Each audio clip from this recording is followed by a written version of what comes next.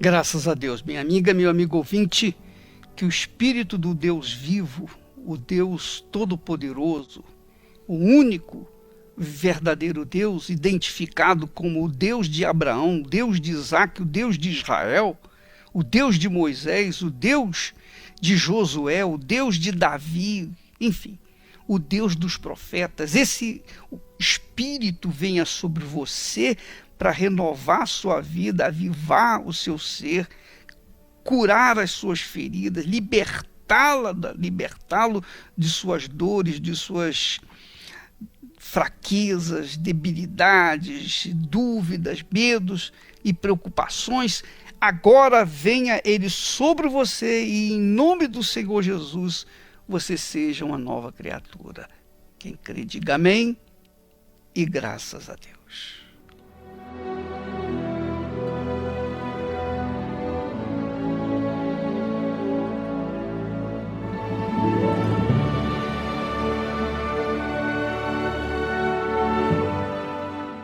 Graças a Deus, minha amiga, meu amigo ouvinte. Existe uma palavra que Davi falou lá no Salmo 37. Ele disse assim: agrada-te do Senhor e Ele satisfará os desejos do seu coração.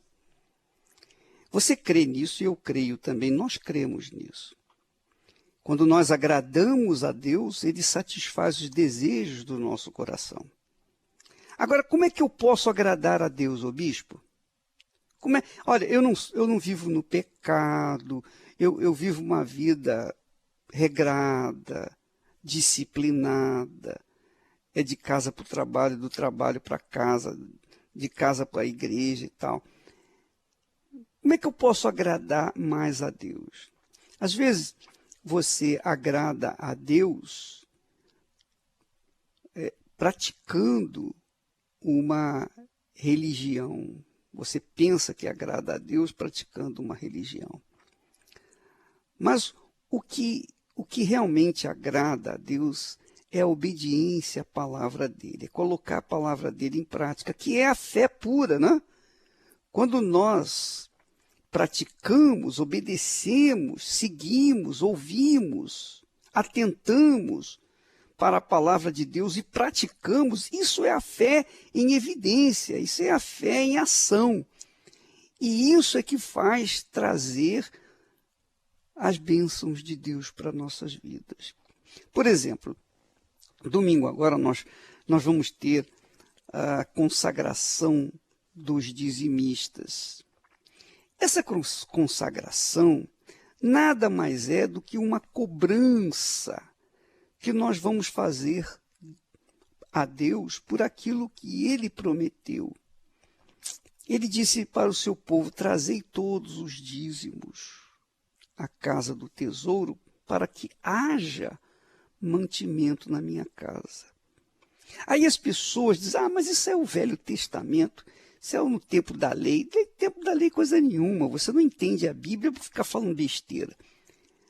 Porque Abraão não vivia na lei e pagou o dízimo. Era dizimista. Como é que pode? E Jesus disse: vocês dão o dízimo do cominho, do entro, da hortelã, porém, vocês deixam de fazer o mais importante, que é a justiça, a misericórdia e a fé. Os 3 mandamentos, ou os 3 pontos mais importantes da lei: a justiça, a misericórdia e a fé. Agora, vocês deveriam fazer aquelas coisas, quer dizer, pagarem os dízimos, cumprirem os seus votos para com Deus, dar a Deus o que é de Deus e a César o que é de César, para que então vocês me agradem. Essa é a palavra de Deus para todos nós. Por exemplo, eu sou dizimista. Eu venho sendo dizimista há 53 anos de vida. Eu sou dizimista, sempre fui dizimista. Mesmo quando o meu dinheiro era apertado, eu era dizimista. primeira coisa que eu pagava era o dízimo. Aliás, eu nem sabia eu nem tinha noção de que o dízimo eram os primeiros 10%. E às vezes a pessoa fica a reclamar da vida, reclamar de Deus. Poxa vida, minha vida é um azar completo, eu não vou para frente. Não, nem vai, nem pode ir. Porque quando Adão e Eva pecaram contra Deus, quando eles entregaram de bandeja a autoridade, o domínio deles para Satanás, Satanás mandou nesse mundo. E a terra foi amaldiçoada por causa disso. A natureza foi amaldiçoada por causa de Adão e Eva, porque entregaram a sua autoridade para Satanás. Então a terra ficou com raiva. Então as pessoas têm que suar o rosto, suar a camisa e até as cuecas para poder tirar o pão nosso de cada dia da terra. Só que quando as pessoas são fiéis a Deus, começam a obedecer a palavra de Deus, a terra torna-se parceira, a natureza torna-se parceira dessa pessoa porque ela obedece a palavra de Deus. E os dízimos, minha amiga, meu amigo, não são simplesmente 10%. Os dízimos são os primeiros 10%. Porque se você gasta os primeiros 10% consigo e os 90% restantes você coloca no altar, ainda assim você estará roubando a Deus. Porque não é a quantidade, não é o montante, mas são os primeiros frutos, Então, naquela época, na minha época, eu não sabia disso. Ninguém me explicou, ninguém me ensinou. Só falava de dízimo. E eu tinha ideia de que eram 10%. Então, eu pagava minhas contas e depois dava o dízimo. Tanto é que chegou uma época que eu não pude pagar. Eu fiquei atrasado com os meus dízimos. Por quê? Porque primeiro eu havia priorizado os meus compromissos. Então a minha vida era apertada, muito apertada, mesmo sendo dizimista. Até que chegou o momento em que nós demos um basta nessa situação. E nós cobramos de Deus, na minha ignorância, na minha falta de conhecimento, eu estava fazendo a coisa errada. Mas depois que eu tive esse entendimento, a primeira coisa que eu faço é pagar os meus dízimos, ou melhor, devolver os meus dízimos, os dízimos que não são meus, são de Deus. Porque os dízimos são simbólicos, são representativos, representam a nossa fidelidade para com Deus, representam, sobretudo, que Deus é o nosso Senhor. Ele é o Senhor da minha vida. Eu devo toda a minha vida a Ele, toda a minha vida pertence a Ele. Todo o meu trabalho pertence a Ele. E o fruto do meu trabalho, quando eu tiro os primeiros 10%, as primícias, por isso chamar de primícias, que tem tudo a ver com a primogenitura, primícias. Então, quando nós devolvemos as primícias para Deus, ele não precisa de primícias, ele não precisa de nada da gente. Deus precisa de primícias, de dízimos, de ofertas? Não. Deus é Deus. Conosco ou sem nosco, Deus continua sendo Deus. É ou não é, minha amiga, meu amigo ouvinte? Mas nós precisamos dele. Para que nós manifestemos essa dependência dele, que é a fé, nós, então, o honramos, o colocamos em primazia, em primeiro lugar em nossas vidas.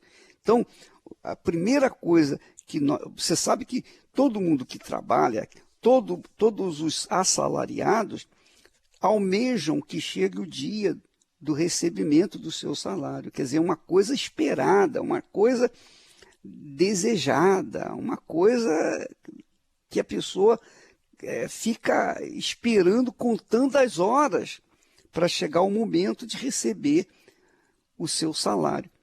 E quando ela recebe o seu salário, ela fica satisfeita. O que ela vai fazer? Qual é a primeira atitude dela? Se ela pensar, eu vou pagar meu aluguel, eu vou pagar minhas prestações, eu vou pagar os meus compromissos, etc. Então, ela está colocando todas essas coisas em primeiro lugar na vida dela. Mas se por acaso a primeira coisa que ela lembra quando recebe o seu salário é devolver a Deus, é honrar a Deus com os seus dízimos, as primícias, os primeiros frutos, então ela estará agradando a Deus. Ela está agradando a Deus porque está colocando o Senhor em primeiro lugar na sua vida. Por isso também primícias, primeiro lugar, primeiros frutos. Ora, minha amiga, meu amigo ouvinte, põe a sua cabeça para pensar. É uma questão de fé, mas também é uma questão de inteligência. Você ganha o seu salário, por exemplo, e quando recebe o seu salário, você gasta, você faz isso, você faz aquilo, e você vem vivendo anos assim. Mas a sua vida não sai da mesmice, você fica rodando, você fica correndo em círculo, não sai do mesmo lugar. Sua vida tem sido assim. Então você perde dinheiro com remédios, com médicos, com jogos, com bebida, com diversões que não trazem nenhum lucro para você. Você joga muito dinheiro fora, o seu bolso é como um bolso furado. Quanto mais você ganha, mais você gasta e não tira proveito nenhum do que você ganha. A sua vida tem sido cheia de desordens.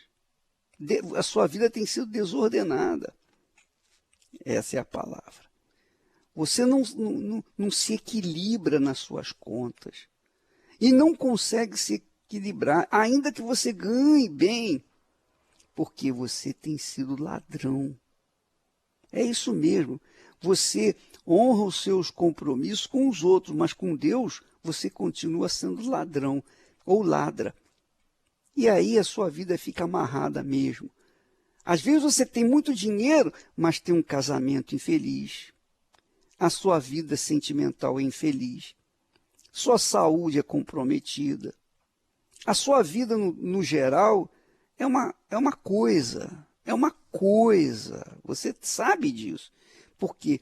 Porque você tem sido ladra ou ladrão. Você tem roubado a Deus a honra que lhe pertence. Você sabia que a palavra Deus significa um que é adorado, que é louvado, que é honrado, que é colocado acima de tudo e de todos?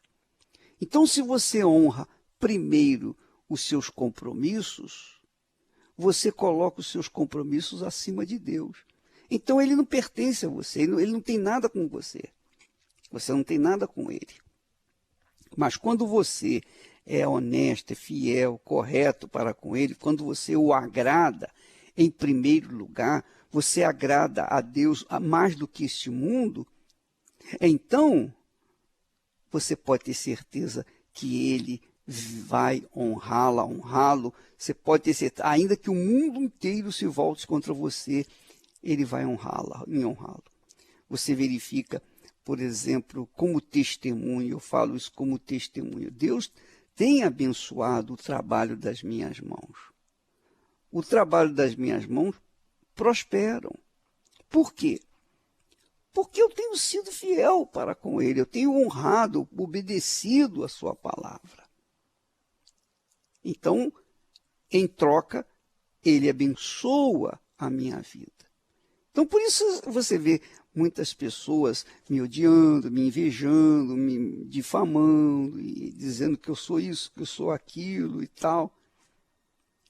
Mas isso é por conta da inveja. A mesma inveja que fez Caim matar Abel. Mas a mim não vão matar, não. Você pode ter certeza, a pessoa pode ter inveja que tiver, que não vai me matar, não. Pode falar o que quiser, pode pensar o que quiser, pode difamar o que quiser, pode enxucar pedra, pode fazer. Olha, uma vez eu falei no programa, lá no Silvio Santos, que eu sou como o pau de galinheiro, todo sujo. O pau de galinheiro é todo sujo. Mas, olha, ele está lá firme. Ele não sai do lugar, ele não quebra, ele fica firme. E assim sou eu. Porque Deus quer que eu testemunhe da sua grandeza. Deus quer que eu seja testemunha viva hoje, nos dias de hoje, da sua grandeza. Então ele prospera, ele abençoa o trabalho das minhas mãos. E quem gostar, gosta, quem não gostar, paciência, mas nós vamos seguir em frente. O fato é que se eu honro a Deus com as primícias da minha renda, Ele, por sua vez, vai me honrar com os 90% que me sobram. Esses 90% que me sobram vão valer 1000 vezes mais do que 100% sem Ele. Que é o que acontece com os dizimistas, que tem que acontecer com os dizimistas. Agora, em contrapartida, com os não dizimistas, com os que não são primícias, os que não consideram as primícias de Deus, então, esses vão ter que pagar mesmo, vão sofrer, vão gemer, vão passar necessidade e ninguém pode fazer nada. A gente está ensinando, eu estou dando um segredo para vocês. Se você não quiser obedecer, o problema é seu. O problema é seu. Você tem cabeça, você está me ouvindo, você entende o que eu estou falando. E se você não soubesse, tudo bem. Você poderia até reclamar com Deus, mas você sabe da verdade. A Bíblia fala, o apóstolo Paulo fala, que se os pagãos não tivessem conhecimento de Deus, eles não teriam pecado. Mas como eles têm conhecimento, como eles têm visto, ouvido a palavra de Deus, então eles não têm desculpa. Então você não tem desculpa para Deus, minha amiga, meu amigo ouvinte. Agora, a vida é sua, o futuro é seu, sua família é sua. A sua vida é a sua vida. Eu não posso interferir na sua vida, nem você na minha. As minhas decisões são minhas. Nem Esther pode interferir na minha decisão, nem eu na dela. Ela tem a vontade dela, eu tenho a minha vontade. Então, se nós concordamos em obedecer a palavra de Deus, é óbvio que Deus vai nos honrar, vai nos abençoar. E é o que Ele tem feito nesses quase 45 anos de casados. Minha amiga, meu amigo ouvinte, eu sou testemunho, nós temos sido testemunhas vivas do Senhor Jesus, do Evangelho do Senhor Jesus. Quem crê, amém, quem não crê, paciência. É como, você sabe que quando Jesus ressuscitou a Lázaro, eles ficaram, mesmo vendo a ressurreição, a maravilha, ainda assim não acreditaram, aqueles incrédulos. Mas isso é normal, porque crer no poder de Deus, crer no Todo-Poderoso, é uma questão de revelação que o Espírito Santo dá para aqueles que são humildes de coração, humildes de espírito. Veja só o testemunho que nós vamos colocar agora. Preste bastante atenção, você vai observar como a voz da fé faz a pessoa não temer coisa alguma, porque ela sabe, está convicta de que é Deus que está falando com ela. Vamos ouvir. Meu nome é Elizabeth. Antes de eu chegar na Igreja Universal, eu era uma pessoa depressiva, muito triste, sozinha, isolada. E isso devido a muitas brigas que eu via dos meus pais, né? Na adolescência mesmo que me atingiu, porque quando eu comecei a entender o porquê que havia tanta briga, eram devido às traições do meu pai e ele chegava a agredir a minha mãe. Através de uma colega que estudava comigo, eu comecei a fazer alguns trabalhos com o nome da minha família, pedindo proteção. Eu acreditava que isso era para o bem, né? Eu acreditava que era luz para minha família, que ia mudar, que ia melhorar. E eu conversando com as pessoas, eu adivinhava o que ia acontecer na vida dela, né? Numa conversa assim, eu tinha vinha na minha mente uma visão de como a pessoa estava, do que poderia acontecer, e eu começava a conversar, a falar, e realmente acontecia. No começo me assustou, depois eu fui entendendo que eu estava tendo visões do que ia acontecer, e eu achava isso o máximo. Eu achava que, nossa, que bom, estou no caminho, estou desenvolvendo e vou ajudar as pessoas dessa forma. Só que o motivo de eu ter entrado aí era para ajudar a minha família, e eu não estava vendo mudança.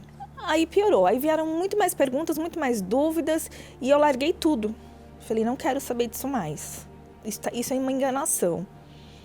E aí que de vez piorou, porque eu comecei a ter pânico de ficar sozinha, desejo de suicídio, ódio do meu pai. E eu tentei me suicidar. Eu morava no 9º andar e eu cheguei no terraço, era um terraço bem grande que tinha, e eu tentei me jogar, que eu achava que aqui ia acabar ali. Eu falei assim, bom, pelo menos eu morro, eu não vou ver mais isso, eu não vou ver mais sofrimento, e quem sabe, né, minha família vai ficar bem. E aí veio no meu pensamento, então, uma tia já tinha falado isso pra minha mãe e eu ouvi. Veio na hora na minha mente assim, você quer morrer para acabar com seus problemas, só que não vai acabar aqui. Se você se jogar daqui, você vai se suicidar, você vai tirar a sua vida e você vai direto pro inferno, não tem chance para você. Do murinho que eu estava, que eu ia me jogar, voltei da varanda e chorei, me derramei ali, eu falei com Deus, eu olhei pro céu e eu pedi para Deus. Não era possível estar passando por isso. E se ele estivesse me vendo e me tirasse daquela situação? Eu quero te ver também. Eu quero te encontrar. Eu quero sair dessa situação. Mas eu não sei como. A minha tia, ela já falava com a minha mãe, né? Não diretamente comigo, era com a minha mãe. E como isso veio à minha mente, o que ela falava, que suicídio é passaporte para o inferno, aí eu fiquei observando ela. Ela convidou a minha mãe para ir para a igreja, para ir numa reunião de sexta, e eu falei que eu queria ir. Então eu comecei a combinar com ela. Ela morava perto de mim, ela passava na minha casa para me pegar para a gente ir para as reuniões de sexta-feira. Na primeira sexta-feira eu consegui dormir tranquilamente a noite inteira. Conforme eu fui me libertando, fui tendo sede de conhecer, entender a palavra de Deus. Então eu lia a Bíblia em casa, eu lia livros da igreja e eu fui fazendo propósitos. Aí eu já estava no grupo jovem, já estava ficando mais firme, já tinha me batizado nas águas. E um dia eu sempre ia às 7 da manhã, porque eu achava que era mais sacrifício acordar mais cedo. Eu perdi a hora, não fui às 7.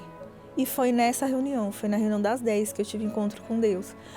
Porque saiu a ansiedade, né? Eu ia todos os domingos com aquela ansiedade, é hoje. Naquele domingo, não, eu fui até um pouco triste falando para Deus que eu marquei um encontro com ele às 7 e eu me atrasei. Eu falei, o senhor estava lá e eu não estava.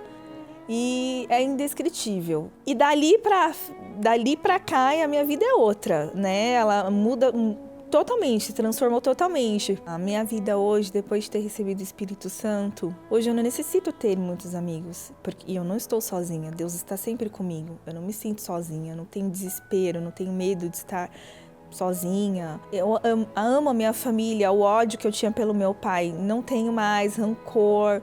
Muito pelo contrário, né? Deu lugar ao amor. Hoje eu sou uma pessoa muito grata a Deus, muito agradecida porque Ele me deu uma segunda chance de vida. Outra hora eu queria me matar e Ele me permitiu viver. Hoje eu tenho gratidão porque tenho Deus, eu tenho o Espírito Santo dentro de mim. Graças a Deus, minha amiga e meu amigo ouvinte, todas as vezes que você está para tomar uma decisão, fazer uma escolha entre o que é justo e o que é injusto, você está fazendo a opção entre o ouro e o santuário, a oferta ou o altar. Você está fazendo indiretamente uma escolha entre inclinar-se para o que é de Deus ou para aquilo que é deste mundo.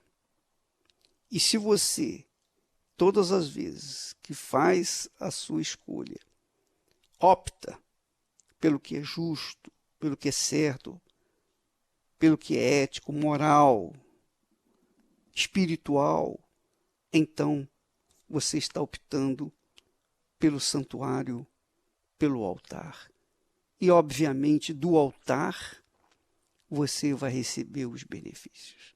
Agora, se por outro lado você escolher optar por algo que seja ouro ou oferta, então você estará optando pelo que é injusto, pelo físico, pelo imoral, pelo que não é espiritual, o que é o material.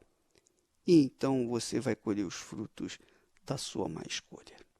Portanto, a escolha entre o que é espiritual e o que é material depende de você. Nós vamos ficando por aqui. Amanhã estaremos de volta neste horário, nesta emissora. Que Deus abençoe a todos em nome do Senhor Jesus.